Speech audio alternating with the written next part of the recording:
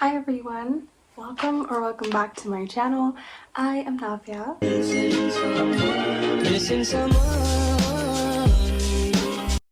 Thank you guys for clicking on this video, and as you guys have already seen the title of this video, today I'm going to be doing a February reading wrap-up. Talking about February has been an okay month. It's not the best. I don't think February was my greatest month because I had a very varied amount of books that I read. Okay, basically I had so many 2 stars, I had 3 stars.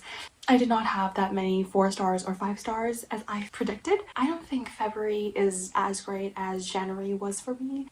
I definitely thought that February was going to be a bit more better, but first let's get on to the monthly statistics. So in February I read a total of 11 books and I read 4,125 pages. I read most of them in my Kindle, so I read 8 ebooks, I read 0 audiobooks, and I read 4 physical books. And my average rating was a 3 stars. I read 4 romance, I read 6 murder mystery / thriller books. Now that we're done with the statistics, as always, I have my reading journal with me, guys. I have short-term memory loss. I seem to forget the books that I read like in the beginning of the month, basically. So I did film a few books that I read this month a little ahead of schedule. Without further ado, let's get on to my February wrap-up. So the first book that I read in February was Too Good to Be True, and I have a whole vlog, like my whole review of this book in my channel. You guys can go and watch it there, but I will still be giving you guys my review on it a little bit. Like, I do not want to be repeating myself, but I'll just give you guys a little bit about it. Basically, we follow Aman, Raina and Avani. Basically, Avani is a law student and she also works part-time in this bookstore, which is her family friend owned, and she works there. And one day when she's like working in that bookstore, she meets Aman, who is this rich billionaire guy, and when he walks in, they both have this instant attraction towards each other, and from there on the story goes about her feeling that he is not like real, like she feels that he is too good to be true, and that is from where the title of the book comes from. As I've already told you guys that Prajakta Kodi, who is the author of this book, as well as she is also like my favorite influencer, and she's also an actor, and I knew that I had to read this book, and I think I gave this book like a 4.3 stars. I really like this book. I love the concept of this book. It is a fluffy, cute romance overall. I love the characters in this. I loved the dynamic between Aman and Avani. They were so cute. Aman is like a green flag, okay? He's like just like he is like described. He is too good to be true. He's like, he does not feel real, okay? He does not feel real, guys. I think it was written very beautifully and has depicted like the settings of Mumbai, which is a city in India, and it has described it really well, I think. I love the side characters as well. They were super hilarious. I do recommend this book. So this is the first book that I read in February. So the next one that I read, I was not planning to read this series at all, but I was just swayed in that direction. I don't know. Basically, I read the Heartstopper series. I do not own the physical books. I got a Kindle, as you guys have seen in my last video, and if you guys have not seen that, I'll be linking it up here somewhere. And I read the Heartstopper series. I read volume 1 through 5, and it's this graphic novel about 2 boys, Charlie and Nick, and their relationship between them. Basically, it's an LGBTQ plus novel, so it has the LGBTQ plus theme in it. There are like 2 teens who develop this friendship, and with time they know that it is actually something more than friendship, and you also see other side characters going on, their own love story, their stories, you know, what they go through. Nick is someone who has been out in society already, and he has already identified himself. He gets bullied because of it, and he goes through a lot of things. I think I gave the series a 4 star as a whole. Definitely I loved the 4th volume more. I think that's a 5 star for me. In my heart, that is like a 5 star. Other volumes were like a 4-star, but the fourth volume was what really seized and captured my heart, because that is the saddest one, and it has a lot of mature themes, I guess, and I really love that book. It is very cute and wholesome. It was my first graphic novel, so I think the artwork is like superb. I think it's so cute, and I just loved the storyline, the plot. Definitely Anna Sussman is really talented in her work. Doing the artwork as well as going through with the story is very hard, and she has nailed both of them. This graphic novel just depicts the struggle that people have with their own identity, with their sexuality and different things. Basically how they deal with it and how they are coping with it. I think it's amazing how she has showcased that in a graphic novel. Next, I had this amazing idea of exploring the whole catalog of Frida McFadden. Basically, if you don't know who Frida McFadden is, which I already know you know, because Frida McFadden is like huge in this thriller genre. She's like mostly known for her Housemaid series, but I just wanted to explore the entire catalog. So I went back into 2013, where she published her first book, which is The Devil Wears Scrub. So this month I read most in like my Kindle, so I do not own the physical copies, but I will be putting a picture up here. So I read The Devil Wears Scrubs, which is the first book of Frida McFadden. In this book, we basically follow Dr. Jane McGill. She has already finished her studies, right? She's done with studying medicine, and now she's like this intern at a new hospital, and so now she is going to be working there as an intern. So every intern has this like senior resident, and her senior resident is Alyssa. Alyssa is like this very rude, like bossy, gives like hard challenges to Jane McGill. She just makes her life so hard for her. Like already as an intern, she has to do so many things. Already she has so many challenges, and Alyssa is just not helping her with it. This book is like the perfect combination of like Grey's Anatomy meets Devil Wears Prada. If you mix them both, you will get The Devil Wears Scrubs. Among all those challenges, she meets this another senior doctor who is Ryan, and he has taken a liking for Jane. So from there the story follows basically. This book is actually marketed as a comedy novel, but I don't think it's a comedy at all. I don't think it was funny at all. This book was like a 3-star for me. It was like average. It's different from Frida's other books because she has definitely come a long way from like The Devil Wears Scrubs to The Housemaid. So you definitely see a whole like gap between these two books, but it was interesting. That is why I read the whole book. Being a STEM student, I absolutely loved when some kind of medical cases came, or like if there was like a medical term coming up and I was just learning new stuff. So it is very informative if you see it from that lens, but as a book I really did not like it that much. So the next one that I read was The Devil As You Know It, which is the sequel to The Devil Wears Scrubs. Okay, so this is a sequel to that book. So this book is like 10 years later that book, I think. So basically now Jane has been like working, she's not an intern anymore. Obviously she's like a senior resident, like doctor. Like she is married now and has a daughter, and she works in another hospital, and it just shows that she is still having a kind of a hard time being a doctor. It shows about the cases that come up in her hospital, what she has to go through. Things are not good at home as well with her husband and her daughter. She's still adjusting to like motherhood. Then she ends up meeting someone from her past while struggling in the same work, so it gets a bit messy. I think I gave this book like a 2.5 stars, but now that I think about it, I think it's a 2 stars because honestly this book was not needed, guys. Yeah, it was entertaining, only because I read the first book, but I don't think it is that unique.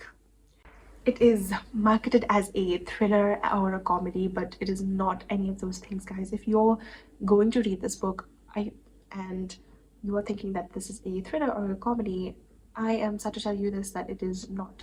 Okay, next I think I read The Housemaid like a year ago or something like that, and I really liked Housemaid. That is where it all started, the Frida McFadden craze for me. And I needed to read the second book because there are like 4 books. I think there are 4 books. Yeah, there are 4 books in the series, and I read the first one. So the next one that I read was The Housemaid's Secret, which is the second book in the series. This is from obviously Millie's POV, the first character that we follow in Housemaid, and now she has a boyfriend who is Brock. So she still does the housekeeping work, like she's still a housemaid and she is working. So she gets hired by this very wealthy, arrogant guy who is Garrick. He's like very determined, but he's very arrogant. Okay, he has one rule in his house, that she must not go to the guest room and bother his wife who is very ill. She just stays there. She is just trying to find out what is going on in this house, because there are some things that are going on that house which is very mysterious and suspicious, and she is going to unravel the secret. That is basically the plot of this book. This book was like a 2.5 stars for me. I did not like this book, guys. I hated it. I thought I was gonna love it because I loved the characters in the first book, and just did not feel like a thriller for me. Was it interesting? Yes. Did I guess the plot? Yeah, I did, guys. I guessed the plot. I think I was like 40% through the book and I already knew the plot. I knew what was gonna happen because it just did not feel that mysterious. I kind of hated Millie in this book. Her monologues just felt not like her own. She was using Brock, like I felt like she was just using him, and yeah, basically this book was just not it for me. Then I read a novella, which is The Housemaid's Wedding, and this is a 76 pages like a winter themed kind of novella, basically like a short novella about Millie's wedding. It's like a filler story for like Housemaid's Secret, and then the housemaid is watching. Yeah, it's like the wedding day of Millie. Obviously it's a big day for her and she just wants it to go perfect, but does it go perfect is the main question. Okay, this novella was like a 3 stars. It's not a thriller. It is again written as a thriller, but it is not a thriller. We can see like sweet moments between like Enzo and Millie. Just loved Enzo's protectiveness, his sweetness. It was interesting. It was cute, it was entertaining, but was it needed? I don't think so. I wish it was actually an epilogue in Housemaid's Secret rather than having its own separate novella. So the next book is The Housemaid is Watching by Frida McFadden, which is basically the last installment in the Housemaid series, and I also read that in my Kindle because I do not own the physical copy. This book is like 11 years later the Housemaid's Secret book, and basically now Millie and Enzo are married. They have 2 kids. We have a very sophisticated and smart Ava, and we have a sporty but emotional Nico. So they are the 2 kids of Millie and Enzo. They move to like Long Island for like a peaceful kind of life. They hope to have a peaceful kind of life, but the neighborhood is not what it seems. Like, it is far from peaceful for them because they meet their neighbors. We have Suzette, who is married to this rich real estate businessman. He's very, very rich, but he's very rich, but then Suzette just keeps on flirting with Millie's husband. Also, we have Janice, who's very weird and nosy, and she just knows everyone's business in the neighborhood. Something happens in the neighborhood. A murder happens in the neighborhood, and it's far from peaceful now because Millie is just searching up for clues and investigating everything, what actually happened, who was lying, who was saying the truth in this eerie neighborhood. That is basically the plot. I wish that Frida McFadden only wrote The Housemaid as like a single standalone book, because I do not like the series. I don't think the series was necessary. I gave this book a 3 stars, and this was better than the second book. I hated the second book. Still did not feel like it was Millie's book. It just felt flat. It was interesting, it was intriguing. Was it needed? No, I loved the family dynamics. I loved Enzo, how he is with his kids. He's still the same protective, mysterious, passionate, you know, Enzo. And Millie is just naive and just her off the track self. And I loved Nico and Ava's dynamic. Like, it was amazing, their bond. I think it was like a useless extension to the series, as it had like unnecessary drama, and then like there were like these plot holes and the twists I did eat up. Okay, I love the epilogue, okay, but would I recommend this book? No, I just would not recommend. Okay, the next book I read, it was Lalan Sweets, which I also read it again in my Kindle.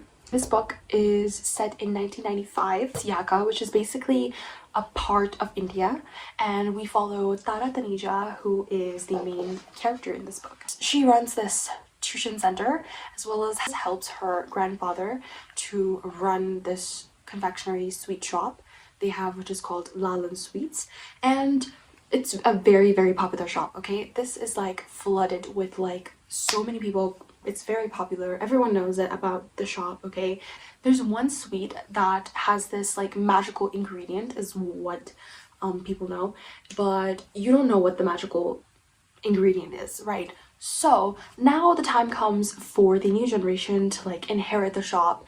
We have basically 3 cousins, and they each have to like go on this quest and like find the magic ingredient. Whoever finds it just gets to like inherit the shop, and that is basically the whole plot of this book. My thoughts on this book: I originally wanted to give this book a 1 star.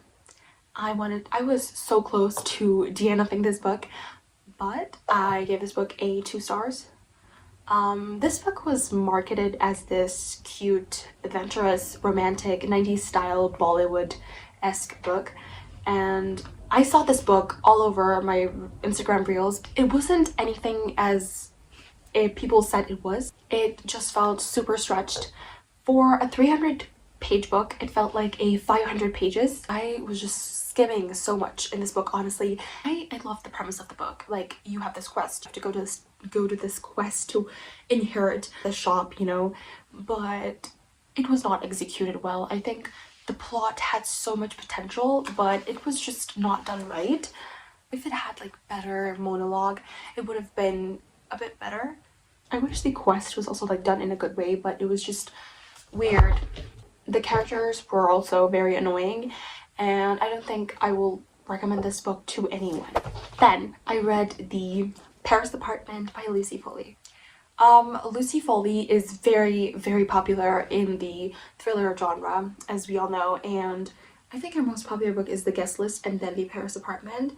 So I was very excited, you know, because I love thrillers. I think that is my most read genre after romance. We have Jess. Jess just needs a place, okay, to stay. So she just hits up her half-brother's apartment. But when she arrives at the residence, she finds a fancy building with like questionable tenants, but no signs of her brother, Ben. She just starts to like dig deeper, starts investigating about Ben, where he is. The apartment is very eerie. There are so many secrets that goes down in this book. She just realizes that the apartment is actually not what it seems. My thoughts on this book is that this book was kind of slow.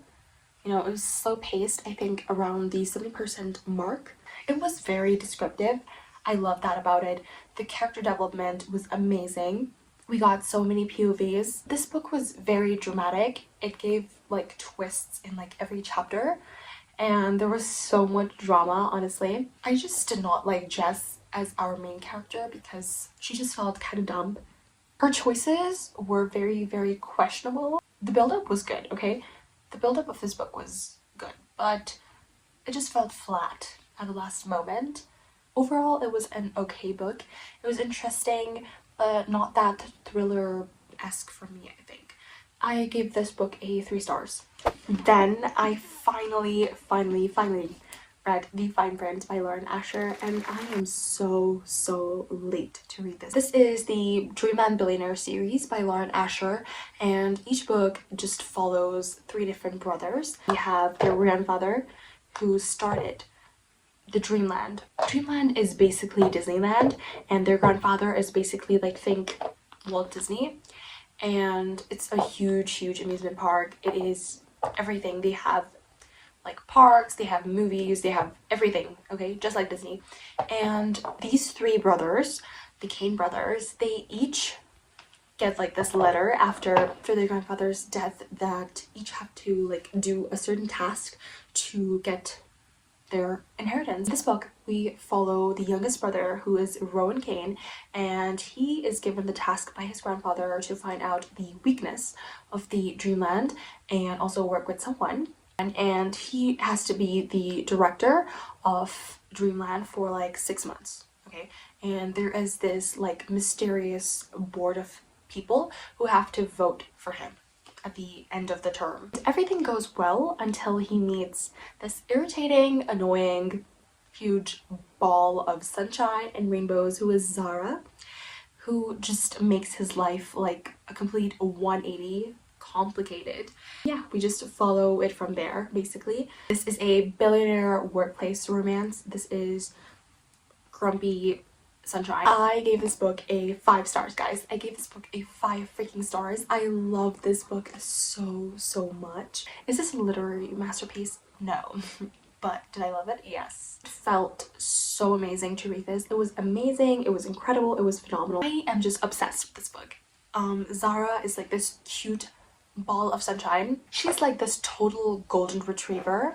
She does like everything like work wholeheartedly, and she has just so much love and kindness for people around her. She's super funny, and she just loves Dreamland, and she has these amazing ideas for Dreamland. And then we follow Rowan, who is very rich. He is obviously the rude, cold boss. He's like the epitome of everything a girl wants. He is cold and rude and arrogant initially. When Zara enters his life, he starts becoming kinder. I just loved the way he protects her, the way he loves her, the groveling. He does so many things for her. It's just so cute.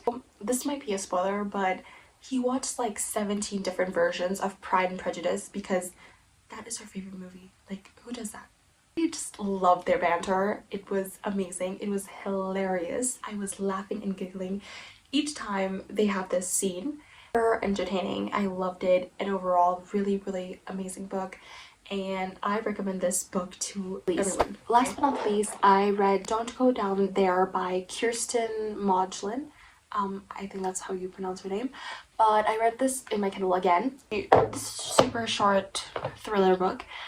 We basically follow Spencer, okay? Spencer has a wife and 2 kids. One day Andy comes home early. She hears something very mysterious in her basement. Her husband is like acting very funny. He says not to go down there.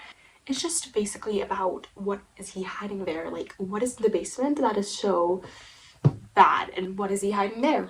So that's the main plot here.